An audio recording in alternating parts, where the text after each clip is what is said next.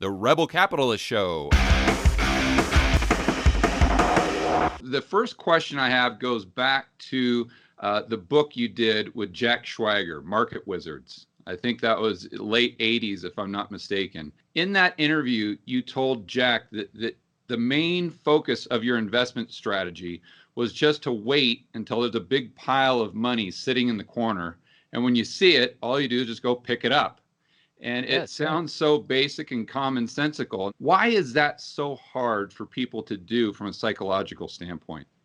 George, this is 2020. Who wants to wait till next week to get rich? We want to get rich this week. We want a hot tip that's going to make us rich very, very quickly, and we don't have to think about it. And that's part of the problem. Everybody thinks this is easy. They see guys on the internet or TV and they say, oh, I could have done that. I could have bought Apple. I could have bought Apple 30 years ago. Well, it's not that easy. It's never been that easy for me. And I'm not a good trader. I'm not a good market timer. So I have learned that what's good for me is to wait until I find something that's very cheap, where I know there's a lot of change, positive change taking place, and then I act. If I told you, George, or you told your listeners, they could only have 20 investments in their life, right, they would be very careful. They wouldn't be jumping around all the time saying, George, what's the price? What do I do? Hey, No, they would be very, very careful. They would wait. They would research carefully, and they wouldn't put their money to work unless they were very, very sure. And still, they might make mistakes. But the number of mistakes would cut down a lot if people had some patience or some discipline. Right. But the fact is that you go in and you buy when things are inexpensive, when it's unloved, and therefore you have a lot of asymmetry in your speculations. You limit your downside, and your upside is hopefully a lot greater. I hope. I try.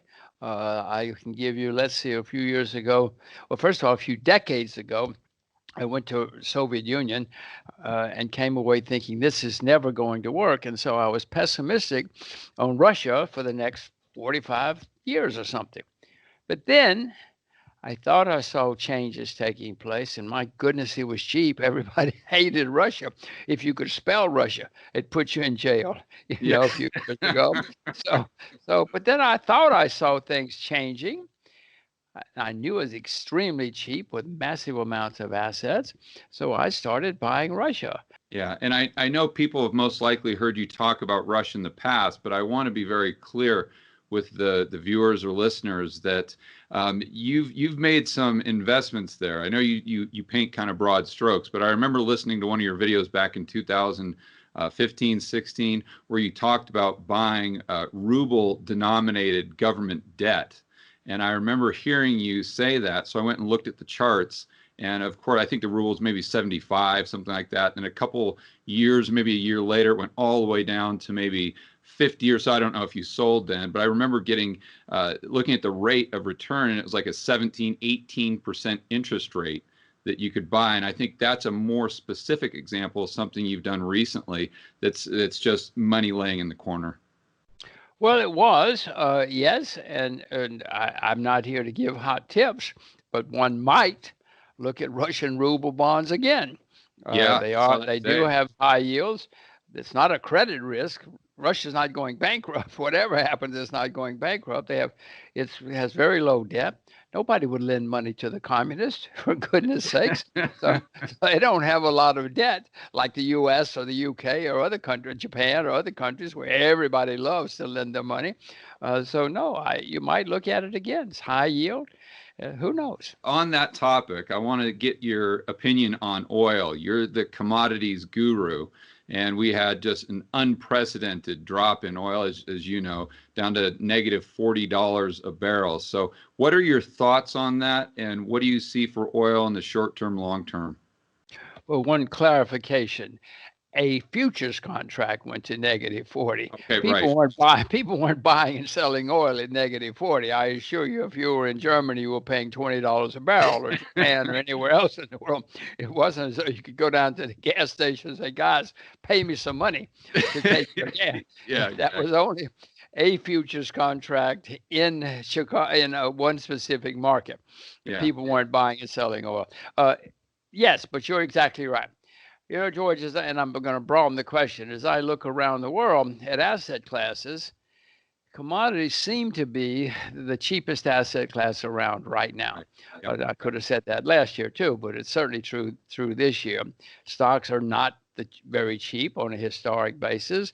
Bonds are a bubble. Bonds are a disaster. I mean, if one were clever, not that I am, but one might short bonds and go long commodities, for instance, because commodities are certainly very cheap and bonds are not cheap anywhere in the world, certainly not in the US or Japan or places like that. So I would expect what's happening with oil. Oil is making a complicated bottom. It has been making this complicated. We'll look back and say 2018, 2019, 20, 21, 22, oil made its bottom. You know how bottoms look. I mean, they bump along for a while, going sideways, up and down, up and down.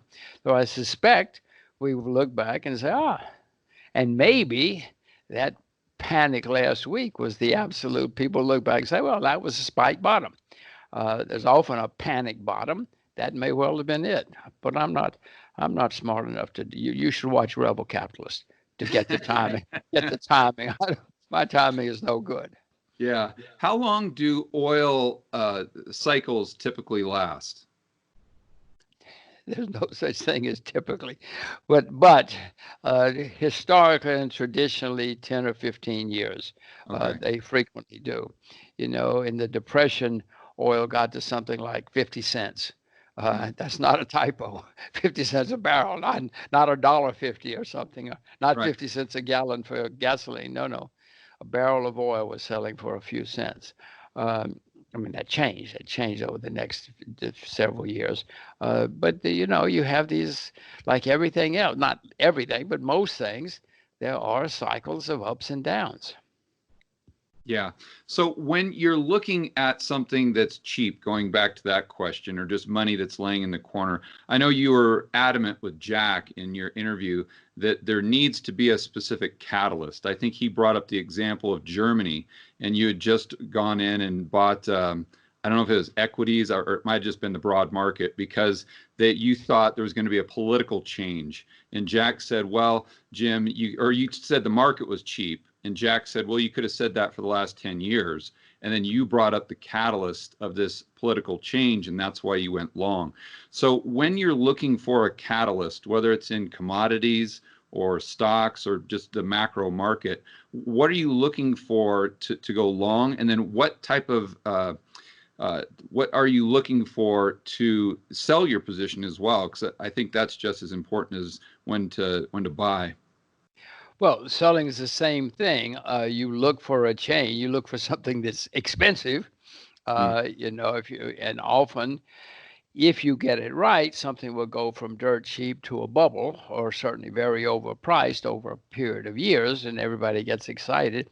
I think you probably know what overpriced looks for. Everybody's talking about it. Everybody says it can never go down. Everybody says, oh, don't you know, this time it's different. Yeah. Very dangerous words, George, as you know, when they say this time it's different. You don't understand. Those signs are pretty common. They happen all over the world in all markets when something gets overpriced. And if you'll know if it's expensive, you'll know if there's wild enthusiasm. And then if you see something changing, then for the negative, then you start to act. At least that's how I try to act and how I try to sell. And likewise, when things are cheap, back to Germany in those days. Well, I mean, Russia, I was negative on Russia for decades. But for a variety of reasons, I came to the conclusion that there was change taking place in the Kremlin. I can tell you why I think it, but who cares? I think that I see change taking place. For 100 years in Russia, they didn't like capitalists. They didn't like rich people. They shot you or put you in jail or took your money and then put you in jail. But I think I see vast changes in the Kremlin and the psyche of the people. And so that's why I decided, and it was very cheap, and that's why I decided to invest in Russia. That's the sort of thing you look for. just trying to think of something. And Oh, it's right now I'm investing in a very, very depressed shipping company because I think I see a lot of strange things happen to the company at management level. Guy went to jail, for instance. The new management is not in jail. well, I that's think good. I think I see positive changes taking place. All right, well, that's a very good example of a positive catalyst right there. The new management team is not in jail. Go Yes, yes, along. yes. Well, takes more than that, but You're right. that is a positive sign. Yes.